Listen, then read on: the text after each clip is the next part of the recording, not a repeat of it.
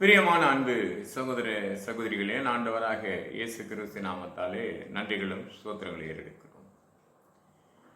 கடவுளுடைய வார்த்தையானது வெகு காலத்துக்கு பிற்பாடு இந்த விசுவாச கொடுத்து ஒரு செய்திகளை பகிர்ந்து கொள்ளக்கூடிய எனக்கு ஆசைகளாக மட்டுமல்ல, ஒரு விசுவாசத்து எண்ணத்தை ஜனங்கள் மத்தியில் கொண்டு வரும்படி தேவன் ஏற்படுத்துகிறார். இப்போ பார்த்தீங்கன்னா சுமார் 1 மணிக்கு மேலாகுது இரவு. இந்த செய்தியை பகிர்ந்து கொள்ளக்கூடிய ஒரு நேரத்தை நான் ஒரு 11:30 மணிக்கு இங்கே வந்துட்டேன். வந்து சர்ச்சில் உட்காந்து அதுக்கப்புறம் ரோட்டில் இருந்து கதவு தந்து ரோட்டுக்கு போயிட்டு திரும்பி வந்து உட்காரு. இரவில் நாய் கத்துறது கொடுத்து ஒரு பயம் தேசத்தில். இன்னொரு பயம்னா ஒரு வீட்டுக்கு போய் ஜெபித்து வர வீட்டுங்களில் போயிட்டு சிலரை வந்து பயம் காட்டி கடந்து வரக்கூடாது. ஒருத்தர் டெலிஃபோன் மூலிமா என்கிட்ட பேசுகிறாரு. இதே திருவள்ளூர் மாவட்டத்தில் தான். அது பேசினார். அவர் யாருன்னு எனக்கு தெரியாது. அப்புறம் ஒரு லேடி பேர் சொன்னார். சொல்லுப்பா மகத்தான், என்ன சொல்லுங்க. இல்லையா, இந்த மாதிரி ஜெபிக்க சொல்லி உங்களை கான்டாக்ட் பண்ண சொன்னார். அப்படிங்களா, சொல்லுங்க அப்படின்னா. ஐயா, ஒரு ஊழியக்காரர் வந்தார். நான்லாம் பாரம்பரியாக சபையில் இருந்தவங்க. நாங்கள் இன்றைக்கி எங்கள் சூழ்நிலை எங்கேயும் போக முடியாத இருக்கிறோம். இன்றைக்கி ஜெபம் பண்ணி தான் இருக்கிறோம் அப்படிங்க. அங்கே அதெல்லாம் வேணாங்க ஐயா. நீங்கள் ஆதி மனிதராக இருந்தாலும் கர்த்தருக்குள்ளே சரியாக நம்ம இருந்தால்தான் நம்மளே மேற்கொள்ளுகிற ஆவி ஒரு வழியாக வந்து 7 வழியாக போயிடும்.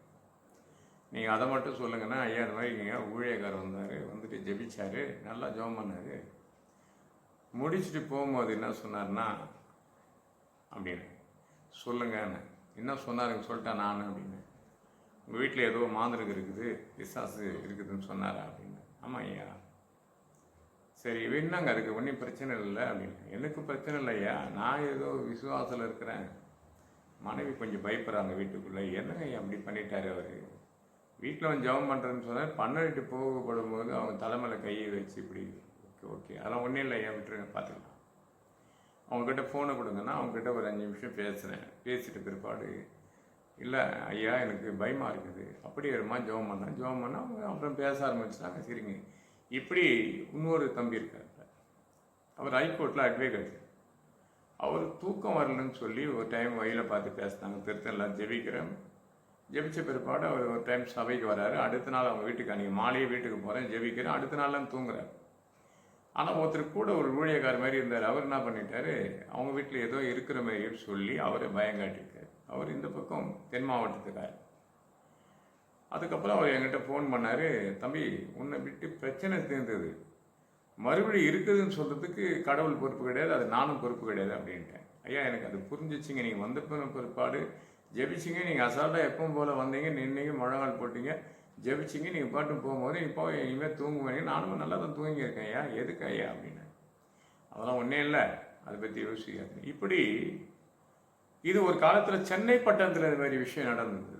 பல இடங்களில் பல காரியங்களை பார்க்கும்போது இருக்கும். ஆனால் அப்போஸ்தலர் புத்தகத்தில் இருக்க 10ஆம் அதிகாரம் 38வது முடியும்போது, இயேசு கிறிஸ்து கிராமங்கள் தோறும் கடந்து போய் பிசாசின் வல்லமையில் அகப்பட்ட அவர்களின் குடும்பத்தை விடுதலை பண்ணும்படி கடவுள் கடந்து போனார்.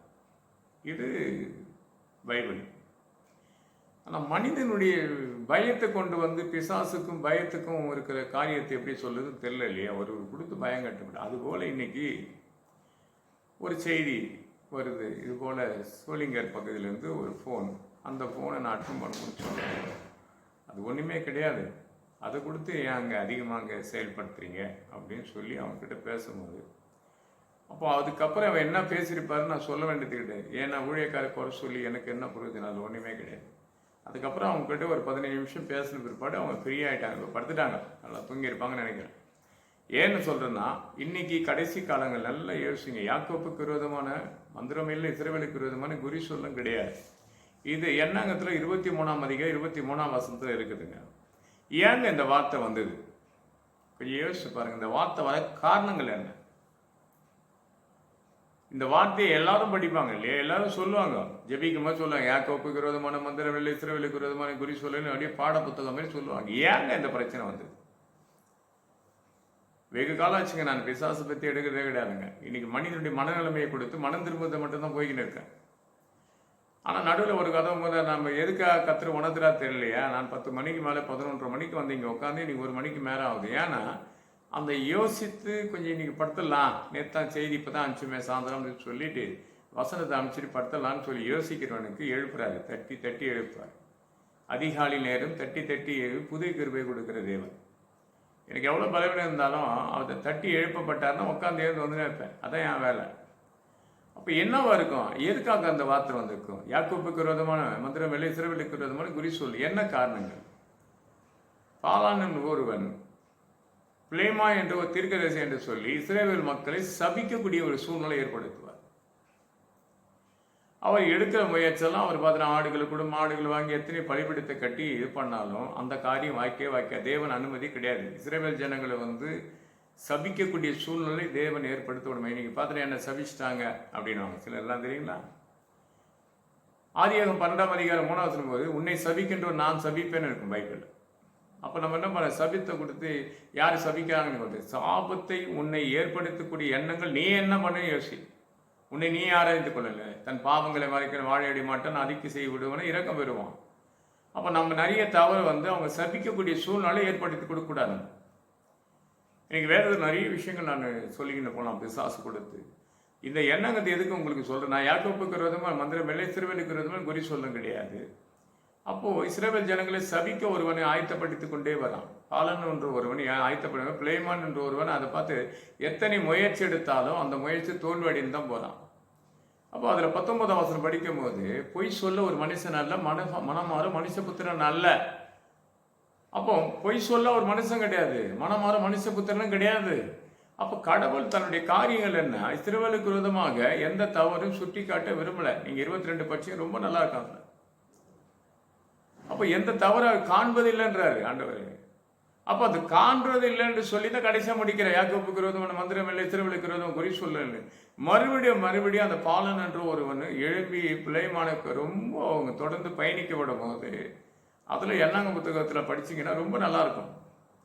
24ஆம் அதிகாரம் 12ஆம் வசனம் படிப்பேன். வீடு முழுவதும் வெள்ளியும் பொண்ணும் கொடுத்தாலும் கத்திர வார்த்தை என்ன பண்ண முடியாது, ஆசீர்வாதத்தை திருப்ப முடியாதுன்றுவான். வீடு முழுவதும் வெள்ளியும் பொண்ணு. இன்னைக்கு வீடு முழுக்கும் வெள்ளியும் பொண்ணை வருதுன்னா மனுஷனுடைய தடுமாட்டம் இப்படி தான் ஆகுதுங்க. சிலர் கொடுக்கப்பட்ட வேலையை செய்யாமல் அத்துமீறி போய் ஒரு குடும்பத்துக்குள் நுழைந்து மாந்திரகம் பண்ணிக்கிறாங்க, கட்டுக்காயத்திருக்குது. எத்தனையோ குடும்பங்க எனக்கு தெரியுங்க, எத்தனையோ ஃபேமிலி, எனக்கு சபைக்கு வர ஃபேமிலி எனக்கு தெரியும். அந்த பிள்ளைகள் எல்லாம் வாலிப பிள்ளைகளை கூப்பிட்டு எச்சரித்து கொண்டே இருப்பேன். ஏன்னா நீங்கள் நல்லா ஜோம் பண்ணுங்க, நல்லா ஜோம் பண்ணுங்க, நல்லா ஜோம் பண்ண. எதுக்கு சொல்கிறோம்? நீ ஜெபிக்கப்படும் போது உன் குடும்ப விடுதலை பெறும். நீ ஜெபிக்கும் போது உன்னை சூழ்ந்திருக்கிற அக்னி ஜோலியாக கடவுள் இறங்குவார். 1 ராஜாக்கள் புத்தகத்தை பற்றி பாருங்க, கொஞ்சம் நல்லா இருக்கும், ரொம்ப நல்லா இருக்கும். 18ஆம் அதிகாரத்தில் எலியா ஜெபிப்பாரு. ஆபிரகாமின் தேவன் அல்லவா, ஈசாக்கின் தேவன் அல்லவா, யாக்கோப்பின் தேவன் அல்லவான வானத்தினது அக்னி இறங்கும்.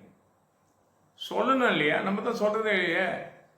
1 ராஜாக்கள் 18ஆம் அதிகாரம் 39 படி வானத்தின் அக்னி இறங்கினா இல்லாத பிசாசு பொல்லாத பிசாசு எரிஞ்சு அது சாம்பலாம போயிடும். இன்னைக்கு நிறைய வீட்டுக்குள்ள நுழைந்து பிசா இருக்குது, உங்களுக்கு மந்திரம் செய்து கொண்டிருக்கிறாங்க, உங்க விரோதமா தந்திரம் செய்து கொள்றாங்க. பட்டாரம் பாதியிலேருந்து எனக்கு ஒரு ஃபோன் வந்து, அந்த அருமையான தகப்பனார் ஃபோன் பண்ணேன். அந்த பிள்ளைங்களை எனக்கு நல்லா பிடிக்கும், எல்லாரையும் தெரியும் எனக்கு. அது வீட்டுக்கு அந்த வீடு இன்னைக்கு நான் போகலன்றதுக்காக அவங்களை குற்றப்படுத்த விரும்பலை. எனக்கு பிடிக்கிற அவ்வளோதான் போல. அதுக்காக எந்த சூழ்நிலையும் என்னுடைய ப்ரேயரில் அதை விட்டு ஒதுங்க நான் கேட்டால் கண்டிப்பாக ஒதுங்க மாட்டேன். நான் ப்ரேயர் அங்கே போய் இருக்கேன் இல்லையா? அப்போ ஒரு ஃபோன் பண்ண, அப்போ இந்த மாதிரி நடந்துச்சு, அதை பற்றி நீங்கள் கவலைப்படாதீங்க, நீ தொடர்ந்து போய் வீடை கட்ட, வீட்டில் போய் குடியிருங்க, நீங்கள் நல்லா இருக்கும், அவ்வளோதான். ஒரு மனிதனுடைய தவறுகள் பிள்ளைகள் மேலே வரக்கூடாது இல்லையா? நான் அப்பயே வீட்டுக்குள்ளே இருக்கும்போது ஜெபித்து சொல்லிட்டு வந்த விஷயம், அந்த பிள்ளைகள்லாம் தொட்டு ஜெபம் பண்ணி. அப்போது நம்ம அந்த வீட்டுக்குள்ளே போகும்போது வாலிப பிள்ளைகளாக இப்போது குடும்பஸ்தராக மாறிட்டாங்க. அவங்களுக்கு பிள்ளைகள் நடந்து கொண்டிருக்கு. பார்த்தா பிள்ளைகள் பெருகி போச்சு. அந்த வளர்ச்சி பெருகப்படும் போது, குடும்பத்தில் வளர்ச்சி வரும்போது கொஞ்சம் கொஞ்சமாக அவங்களை விட்டு விலகி வருது தான் சரியானதுன்னு விலகியாச்சு. சில குற்றத்தை முன்வைத்து பேசினா அது ஒரு பிரயோஜனம் கிடையாது. அதை தான் இங்கே சொல்ல, வீடு முழுவதும் வெள்ளியும் பொண்ணும் கொடுத்தா கத்திர வார்த்தை மீற முடியாதுன்றாரு. இன்னைக்கு யாரும் பார்த்தா நம்மளை சபிக்க யாருக்கும் அனுமதி. வேதத்தில் நல்லா படிங்க. இந்த எண்ணாங்கத்தில் பார்த்தா 24ஆம் அதிகாரத்தை பச்சுங்க. உண்மை சபிக்கின்ற நான் சபிப்பேன் அடுத்து தொடர்ந்து வரும்போது பாரு. எதுக்கு அந்த வார்த்தை வருது? அங்கே ஆதியாகத்தில் சொல்லப்பட்ட வார்த்தை எண்ணாங்கத்திலும் சொல்லப்பட்டது. ஆதியாகத்தில் 12ஆம் அதிகாரம் 3ஆவது சொல்லப்பட்ட வார்த்தை தான் இங்கே 24ஆம் அதிகாரத்திலையும் வரும் எண்ணாங்க புத்தகத்தில். அப்போ நம்மளை தேவன் இந்த அளவுக்கு பாதுகாத்து வந்தாலும் சிலர் வீட்டுக்குள்ளே ஜெபிக்கும் போது நம்ம என்ன கேட்கக்கூடாது? எங்கள் குடும்பத்தை பற்றி எதனா வெளிப்பாடு கொடுத்தாரா, என் மகனை பற்றி என்ன வெளிப்பாடு கொடுத்துருக்காரு, என் மகளை குத்து என்ன வெளிப்பாடு கொடுத்தாருன்னா, அவர் ஒரு முறை கட்டுறதுக்கு கேட்கும்போது தெரியல, அடுத்த முறை போகும்போது எதையோ சொன்னால் தான் அந்த வீட்டில் எதையாவது எதிர்பார்க்க முடியுன்ற நிலைமைக்கு கொண்டு வர யாரான்னா உன் நாவே உன்னை குற்றவாளியாக தீர்க்கும். யோபுல ரொம்ப நல்லா இருக்கும். உன் நாவு நீ கம்முன்னு, அதாவது நீ அமர்ந்திருந்து நான் தேவன் என்று அறிவிப்பென்ற சங்கீதம் 46:10. அதானே 46:10 சொல்ற வார்த்தையா மறந்துடுறோம். அப்போ யோபு புத்தகத்தில் ஒரு வார்த்தை சொல்றாரு பாருங்க, ரொம்ப நல்லா இருக்கும். அந்த வார்த்தையை உங்களுக்கு படிச்சு காட்டுறேன். ஏன்னா நேற்று நான் செய்தியில் அந்த வார்த்தை தப்பா ரைட்டானு இனி வரைக்கும் குழம்பு இருக்கு. செய்தி அமிச்சிட்டேன் உங்களுக்கு. அந்த வார்த்தையானது சரியானதான்றது பார்க்கணும் இல்லையா? ஏகப்பட்ட வாசகம் சொல்லலாம், தப்பு கிடையாது. கத்தரை எடுத்து நாணத்தை கொடுத்துருக்கான்றதுக்காக எங்கேயும் தவறிச்சுன்னா தூக்கம் வராது எனக்கு. ஒருவேளை தவறி பண்ணால் அடுத்த நாள் மன்னிப்பு கேட்கக்கூடிய ரெடியாக இருப்பேன். ஏன்னா கத்திர வார்த்தையானது லேசானது கிடையாதுங்க. அப்போ கடவுளுடைய வார்த்தை எப்படி வல்லமையாக காணப்படணும் இல்லை? ஆமாம், அதை நான் 16:5 பசிச்சுக்கிறேன். யோபு புத்தகத்தில் 15:6 பாருங்க, நான் உன்னுடைய வாயும் உன்னை குற்றவாளியாக தீர்க்கும் என்றார். நல்ல வார்த்தை இல்லை? 16:15:6 நான் அல்ல, உன் நாவே உன்னை குற்றவாளியாக தீர்க்குது. உன் பிரச்சனைக்கு காரணம் உன் நாவை திறக்காது இருந்தா நல்லா இருக்கும். அப்போ யோபு 15:6 சொல்லப்பட்ட வார்த்தையின்படி நம்ம நாவை வச்சு சும்மா இருக்கிற யார் வீட்டுக்கு வந்தாலும் என்ன நடக்குதுங்க, என்ன நடக்குமா, இது நடக்காதான்னு ஏங்க தோஷம் கேட்குறீங்க? நடக்குமோ நடக்காத என்று நீ கவலைப்படாத என்ற எண்ணாங்கத்தில் அதே எண்ணாங்க 11ஆம் அதிகாரம் 23 என் கைகள் குறுகி போலன்றாரு. நடக்குமோ நடக்காதோ என்று நீ நினைக்க, என் கைகள் குறுக போல என்று காற்று கட்டளிட்டு காடை கொண்டு வந்து போஷித்த கத்த நம் தேவனாகிய கர்த்தர். இன்னைக்கு பிசாசு கிரிகளை கொடுத்து அநேக சொல்லி சொல்லி குடும்பங்களில் பல குழப்பத்தை கொண்டு வந்து பலவிதமான பிசாசை ஓட்டுறன்னு சொல்லி அதை இயேசு நாமத்தில் போகக்கூடிய பிசாசு நீங்கள் மாட்டியா 3-4 நாளாக பிசுன்னு ஓட்டி நிற்கிறீங்க. ஒருவேளை அவங்க குடும்பத்தில் விசுவாசம் இருந்தால் போவார். ஒரு நாள் ஜெபிக்கும் போது விட்டு வேலைக்கு போகும், மறுநாள் வந்து 2 நாள் கழிச்சு மறுபடியும் அவங்க என்ன பண்ணுவாங்க, பழைய கதைக்கு போயிடுவாங்க. போனாங்கன்னா சிலர்லாம் செத்து போனவங்களாம் வராங்க வீட்டுக்கு, செத்து போனவங்களாம் வரமாட்டாங்க. நீ வணங்குற ஏன் நல்லா இருக்கும். அது 12ஆம் அதிகாரம் மத்தியெல்லாம் படிச்சுன்னா ரொம்ப நிறைய போகும். நீ வச்சு வணங்குற பாருங்க, அதுக்கு மாலை போட்டு வரவேற்று போனால் அது போய் என்ன பண்ணும், ஒரு நாள் வந்து பார்க்க மறுநாள் போய் இன்னும் 7 கொண்டு வரும். நிறைய விஷயம் சொல்லலாம் பைபிளில். இன்னைக்கு மரித்து போறவங்களை இருக்குது, 40 நாளுக்கு அப்புறம் உலாவி கண்டு கடந்து போகிறோம், ஒரு ஃபோட்டோஸ் வைக்கிற, அது மனசுக்கு ஏற்றபடி வைக்கிற, தப்பு இல்லை. அதை வணங்கி தன்னுடைய காரியத்தை கொடுத்து முழுமையாக நீ அர்ப்பணிக்கப்படும் போது பல பிரச்சனைகள் எதிர்நோக்கும். மனசார எங்களுக்கு தெரியுங்க, தாய் மேலே ரொம்ப பற்று உள்ளவன் தான் நான். ஆனாலும் அதை நினைப்போடு வச்சுக்கொள்ளும் போது அதை கொண்டு போய் நம்ம போட்டு அதுக்கு ஒரு மாலையை போட்டு அதுக்கு ஒரு ஜீவனை கொடுத்து அதை வந்து அது போய் வேற ஒரு 7 ஆள் வந்து குடும்பத்தையே நாசப்படுத்திட்டு போயினேன். பார்க்குற அன்பு சகோதரியாக இருக்கலாம், சகோதரனாக இருக்கலாம், யார் வந்தாலும் என்னாச்சுன்னு கேட்காதீங்க. உங்களுடைய நிலைமையை கொடுத்து அவங்க ஜெபிக்கும் போது என்ன வெளிப்படுத்துன்னு மட்டும் பாருங்க. எத்தனையோ குடும்பம் சொல்லுவாங்க, எத்தனையோ காரியத்தை சொல்லுவாங்க, பார்க்கலாமா கடவுள் பார்த்துக்குவார், நாளைக்கு வரமா ஜெபம் பண்ணிட்டு போகலாம், அவ்வளோதான். அதாங்க ஜெபம். அசால்ட்டாக சொல்லுங்க. அதை இயேசு நாமத்தில் போகணும்னு சொல்லி பாருங்க. இயேசு அப்படித்தான் சொன்னார், இவனை விட்டு போ என்று. மார்க் 1ஆம் அதிகாரத்தில் 26ஆம் வசனம் படிச்சு பாருங்க. ஆலயத்தின் மத்தியில் ஒருவன் உட்கார்ந்து கொண்டிருப்பான், அந்த அசுத்தாய் விரட்டம் தெரியாத உட்காந்துருப்பான், அந்த ஆவியை விட்டு போன்னு சொல்லும். அது இல்லை, உன்னதமான தேவன் உனக்கு எனக்கு என்ன, இவனை விட்டு போன்னு அதுட்டவர், அது போகும். சில விஷயங்கள் அப்படிதான் இருக்குங்க. பிசாசு ஓட்டு நான் ஒரு அம்மா சொன்னாங்க, ஐயா நான் ஆலயத்தில் வந்து பத்துக்கிற வீட்டில் படுக்க எனக்கு பயமா இருக்குது. ஆலயத்து தாம்மா இருக்கும் பிசாசுன்னு. ஐயா நீ அங்கே தாங்க, நான் ஜெபம் பண்ணிக்கிறேன், நீ ஜெபம் எங்கே பண்ணுற, எங்கே பார்த்தாலும் சுற்றினே இருக்கிறேன் அப்படின்னு சரி சீன விளாடின்னு சொல்லின்னு இருந்தாங்க. அப்புறம் அவங்க சொன்னேன், அம்மா ஆலயத்துக்குள்ளே படுக்க தப்பு இல்லை, உன்னோட ஒரு 2 பேரை கொண்டு வா, சேர்ந்து தூங்குங்க, காலையில் எழுந்து போயிடுங்கன்னு. அவங்க அதுக்கப்புறம் வரல. அவங்களுக்கு விளக்கின வார்த்தையானது, வீடு ஆனது பரிசுத்தமான ஆலயம் போல வீடு. சங்கீதம் 65 படிங்க, பரிசுத்தமான ஆலயம் வீடு.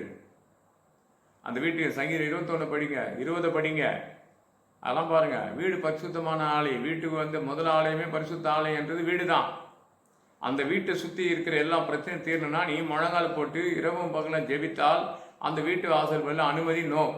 இதோ வாசல் படி நிற்கிறேன்றார் ஆண்டவர் இல்லையா? வெளிப்பாடு 3ஆம் அதிகாரம் 20ஆம் வசனம், வாசல் படி நிற்கிறேன்றார். அப்போ அந்த வாசல் படி இருக்கணும், பரிசுத்தத்தோடு இருக்கணும். தண்ணிகளை அனுதினம் பார்த்து ஜெபிக்கணும், தண்ணி தெளிக்கணும். வீட்டுக்குள்ளேருந்து வந்து பரிசு நல்லா ஜெபம் பண்ணிட்டு வரும். அவரோட தண்ணி தெளிக்கப்படுத்தலாம். வார்த்தையானது வல்லமையாக இறங்கணும்.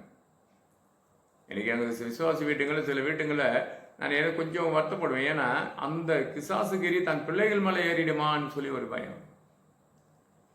ஏன்னா பெற்றோர்களாகி ஓரளவுக்கு இவங்க மாற்றி அப்படி வந்துடும். அந்த பிள்ளைகள் ஆவிக்குரிய வாழ்க்கை வளர்ச்சியாக இருப்பாங்க. ஏதாவது மாறி மாறி அவங்களுக்கு ஒரு பலவீனம் தாக்கிடுமா என்று வருத்தப்படுவேன். பார்க்குற அன்பு சகோதரியாக இருக்கலாம், சகோதரனாக இருக்கலாம். எத்தனை சபைக்கு நீ கடந்து போகிற, சபையிலேருந்து போதகரை வர வச்சு ஜெபிதம் பண்ணுங்க. சென்னை பகுதியெல்லாம் பார்த்தீங்கன்னா மாதத்துக்கு என்ன பார்த்தீங்கன்னா 30 நாளுக்கு எங்கேயாவது ஒருத்தர் நம்ம ப்ரேயர் பண்ண கடந்து போய்கொண்டே இருப்போம். இந்த கிராமத்துக்குள் நுழைந்து இங்கே இந்த அழைப்பெல்லாம் கிடையாதுங்க. வீட்டுக்குள்ளே ஜபிக்கிற என்ற எண்ணங்கள்லாம் கிடையாதுங்க. ஆபத்துகள், பிரச்சனைகள், பாடுகள் வந்தால் ஆலயத்துக்குள்ளே வருவாங்க. அப்போ தான் வீட்டுக்கு கூப்பிடுவாங்க. வர முன்பே காப்பு என்று தமிழ்நாடு அரசு ஒரு சட்டத்தை கொண்டு வந்து, வர முன்பே காப்புன்றதுக்கு வேற ஒரு அர்த்தம் இல்லையா? சில ஆண்டுகளுக்கு முன்பாக அது ரொம்ப போட்டிருந்தாங்க. அதை அப்போ கடவுளுடைய காரியங்களை கொடுத்து அநேக விஷயத்தை வருமுன்னு காப்பது இப்போ இந்த வசனம் தான் நம்மளை காக்கும். ஒரு வீட்டுக்கு ஆண்டவர் கடந்து போவார். சில பிரச்சனைகள் தீர்ந்து போகும்படியாக லூக்கா 19:9 படி என்ன கிடைக்குமோ பார்க்க முடியாத ஒரு கிழமை அந்த வீட்டுக்குள்ள வரும்போது அவனுக்குள்ள இருக்க குழப்பங்கள், சஞ்சயங்களை தீரத்தக்க கடவுள் பேசணும். அந்த வீட்டுக்கு ரட்சிப்பு வருது. உங்க வீட்டுக்கு ரட்சிப்பு வரணுமா?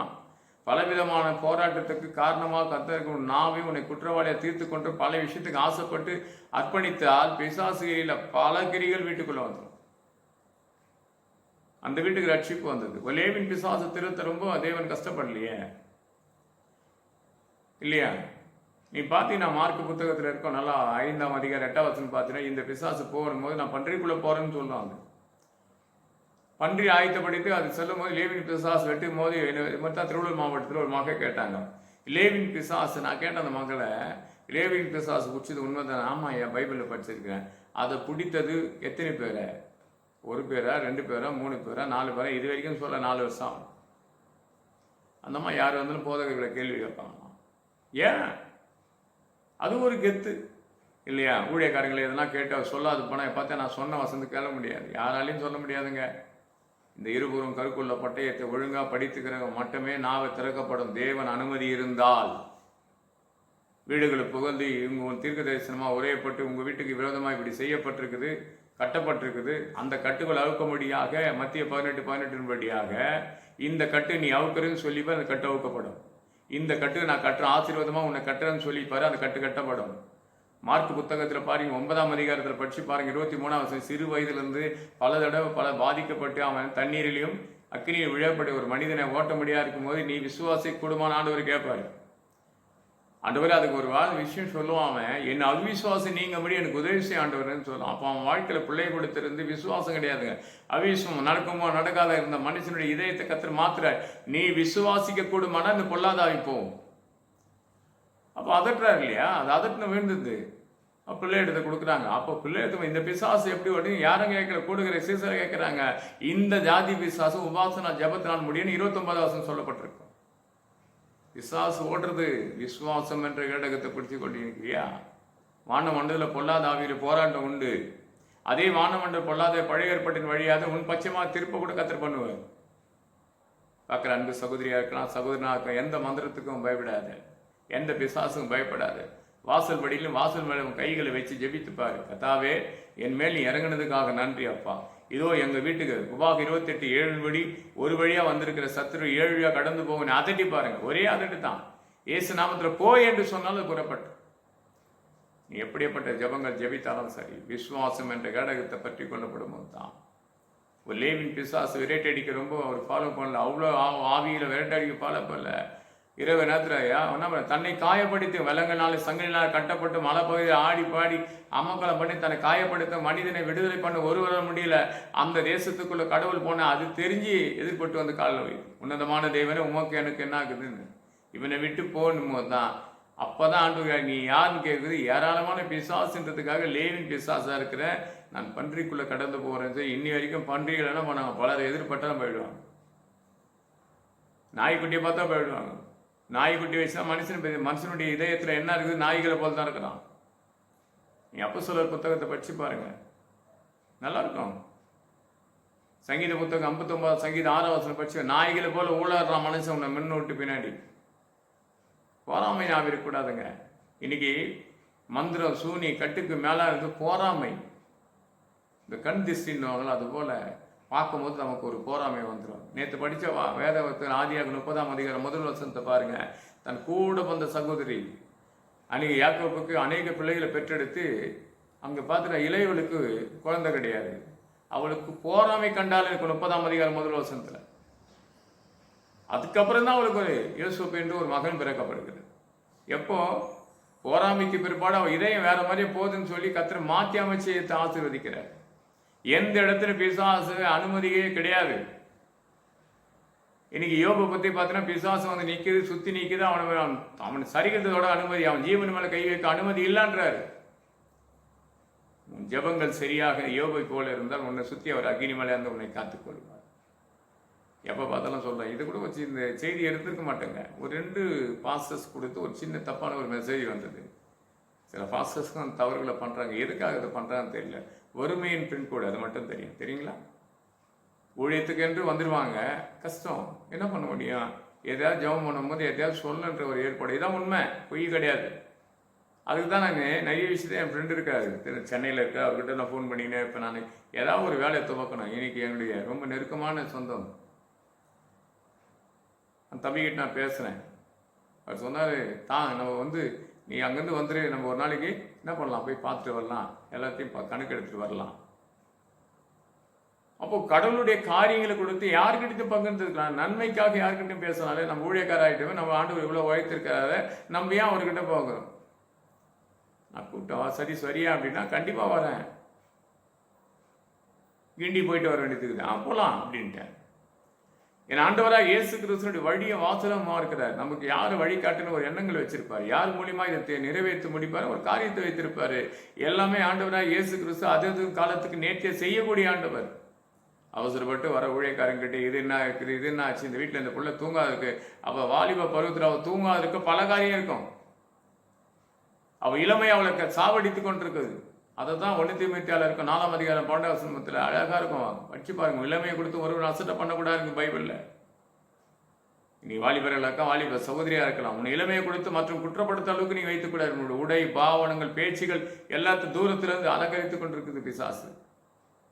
1 தீமோத்தேயு புத்தகத்தை படிக்கப்படும் பாருங்க. 1 பேதுரு புத்தகம் 5ஆம் 8ஆம் யாரை விழுங்காலும் வகை தேடி கொண்டிருக்குது. விசுவாசம் ஓட்டுறது இசை, உன் விசுவாசம் சரியாக இருந்தால் இவனை விட்டு போய் என்று மார்க் புத்தகம் 9ஆம் 29ஆம் படி இந்த ஜாதி விசுவாசு ஜபத்தினாலும் என்ன பண்ண உபவாசம் தான் முடியும்னு சொல்லி சீசர்களுக்கு பதில் சொல்ற. ஆனா ஆண்டவர் அதட்டினா அது விட்டு போச்சு. விசுவாசம் ஓட்டுறது முக்கியம் கிடையாதுங்க. அந்த வல்லமையை ஓனல்ல ஊழியத்துக்கு அழைக்கப்படாது எதையாவது போய் மாட்டி சிக்கிக்கொண்டு என் நேரத்தில் ஒரு செய்தி ஒன்று சொன்னது, அது உண்மையாக நடந்த கதை தான். யார் ஒன்றுமோ ஒருத்தர் வண்டியை ஏற்றுறாங்கன்னா ஏற்றின்னு போயிடாதீங்க. யாருன்னா ஊழியத்துக்கு போனால் உடனே கணவர் பர்மிஷன். நல்லா பாருங்க, இந்த காலகட்டாயம் வரைக்கும் உபவாசம் போட்டால் குடும்பத்தில் பர்மிஷன் வாங்கணும். மனைவி கிட்ட, மனைவி உபவாசம் போட்டால் கணவர்கிட்ட பர்மிஷன் வாங்கணும். இப்படி பர்மிஷன் வாங்காத சென்னை பகுதியில் இப்படிப்பட்ட காரியங்கள் பல குடும்பத்துக்கு பல குழப்பங்கள் வந்து, நான் போன இடம்லாம் கூப்பிட்டு வச்சு சொல்லிடுவாங்க. மனைவியாக இருந்தாலும் சரி, கணவராக இருந்தாலும் சரி, நீ உபவாசம் போடுற மனைவி கிட்ட பர்மிஷன் வாங்கினேன். ஏன்னா அந்த சரிகளத்துக்கு அதிகாரி அவங்க தான். என்னுடைய சரிகத்துக்கு அதிகாரி என் மனைவி, என் மனைவியுடைய சரிகத்துக்கு அதிகாரி நான் தானே. அப்போ இத்தனை ட்ரீட்மெண்ட்டா எபேசர் புத்தகம் 5ஆம் அதிகாரத்தை கொஞ்சம் பாருங்க, படிச்சு பாருங்க, தெரியும் விசுவாசம் என் வீட்டுக்குள்ள வருதுன்னு. சில மாமுசு விசுவாசம் வீட்டுக்குள்ள வர காரணங்கள் நீங்க ஏற்படுத்த வேண்டியதுதான். கொடுக்க வேண்டிய இடத்துல கொடுக்கணும், சாப்பிட வேண்டிய இடத்துல சாப்பிடணும் இல்லையா? எல்லாத்துக்கும் ஒரு காலங்குது இல்லையா? பிரசங்கி புத்தகத்தை 3ஆம் அதிகாரத்தை படிங்க. அது ஏன்னா முதல்ல பிறகு ஒரு காலம் இறக்கொண்டு இது வண்டி தான் ஜனங்க பிரசங்கம். எல்லாத்துக்கும் விதைக்க ஒரு காலம் உண்டு, அறுக்க ஒரு காலம் உண்டு, கட்ட ஒரு காலம், இடிக்க ஒரு காலம் உண்டு. அது காலத்துக்கு நீ சரிகளை எதுக்குரியதோ அதுக்கு தன்னை அர்ப்பணித்து ஒப்பு கொடுத்தால் தான் உன் வம்சம் பெருகும், உன் குடும்பம் பெருகும். இன்னைக்கு மந்திரம் வந்துச்சு, மாயம் வந்துச்சு, எங்கெங்கே கடந்து போராமை வராதபடி பார்த்துக்கொள். உன் வருமானத்தை எடுத்து மேல் பாயிட்டுக்குள்ள வைத்துக்கொண்டு எங்கிட்ட இத்தனை பணம் இருக்குது நான் கேட்குறேங்கிறது தான் பெருமையாக பேசி கொண்டிருந்தால் பிரச்சனைகள் ஒரு வழியால் 7 வழியாக வீட்டு சைடில் வந்திருக்கும். எதுவாக இருந்தாலும் தேவனுக்கு முன்பாக உண்மையும் பரிசுத்தோடு நானே வழியும் சத்தியம் ஜீவனமாக இருக்கிற தேவனிடத்தை அர்ப்பணித்து உடைய ஆவி ஆத்மா சரீரத்தை ஒப்பு கொடுத்து இன்னும் பிசாசுக்கு கொடுத்து எடுக்கிற ஒரு சில வசனங்கள் உண்டு. ஆனால் எதை கொடுத்து பயப்படாது. இயேசு கிறிஸ்து நாமத்தில் போ என்று சொன்னால் உன்னை விட்டு அது கடந்து போயிடும். உன் வாசல் படி விட்டு கடந்து போகும். ஒரு கிளாஸம் தண்ணி எடுத்துக்க, நல்லா ஜெபம் பண்ணிக்க, வாசல் படியில் தேடி. யாத்திராகும் 12ஆம் 23ஆம் படி வாசல் படி தெரிந்து செங்காத தூதன் புறப்பட்டு வரும்போது அந்த ரத்தத்தை போக இது இஸ்ரவேல் ஜனங்கள் கூட்டம் என்று ஒதுங்கி கடந்து போகிற. உன் குடும்பத்துக்கு விரோதமாக யாராவது மந்திரங்களோ தந்திரங்களோ பண்ணான்னு பயம் வருதா, வாசல் படியில் ஒரு கலசம் தண்ணி எடுத்து அப்படி தெளிச்சிட்டு போய் படுத்து தூங்கிப்பாரு. சிறப்பான சுகம், சமாதானத்துக்கும் சந்தோஷத்துக்குமாக இருக்கும். கர்த்தர் உன்னை மேலே மேலே ஆசீர்வதிப்பார். பிசாசு கண்டு பயப்படாது. இயேசு என்ற ரட்சகருக்கு நீ பயந்து நடந்தால் ஒரு வழியாக வர சத்துரு தேடியும் காணாத போயிடும். ஜெபிப்போமா? இனிமேல் நம்பாத. வீட்டுக்குள்ளே வரவங்களை என்ன எங்களுக்கு கொடுத்து என்ன வெளிப்பாடுன்னு கேட்காத. கர்த்தர் நேர்த்தமாக உங்களை ஆசீர்வதிப்பார் இல்லையா? அதை மட்டும் நினைச்சு, நானே வழியும் நானே சத்தியம் ஜீவனமாக இருக்கிறேன், அவைகள் நன்றி கொள்ளும். ஏன்னா ஒருத்தர் சொல்கிறாங்க பாரு எண்ணாங்கத்தில், பொய் சொல்ல ஒரு மனுஷன் மனமாற மனுஷ புத்திரனால கடவுள் சொன்னது செய்யாது இருக்க மாட்டார். உன்னை அழைத்த நோக்கங்கள் சரியாக இருந்தால் ஆசீர்வதித்து உயர்த்துவார், உன்னை மட்டுமில்லை எண்ணி. ஜெபிப்போமா? என் அன்பால் நேசிக்க நல்ல பிதாவின் கிருபைக்காக சோதரிக்கிறோம், வல்லமைக்காக துதிக்கிறோம். இந்த வார்த்தை ஒவ்வொரு இதையும் திறக்கப்படட்டும். பிசாசுக்கு வல்லமை போட்டு அப்பா கண்கள் மூடி பயந்து கொண்டிருக்க எல்லாம் நடுக்கத்தினாவே இயேசு நாமத்தை எரிஞ்சு சகலத்தை பொறுப்படுத்தி வழிநடத்து. பெரிய கிருஷ்ணன் பிதா. ஆமாம்.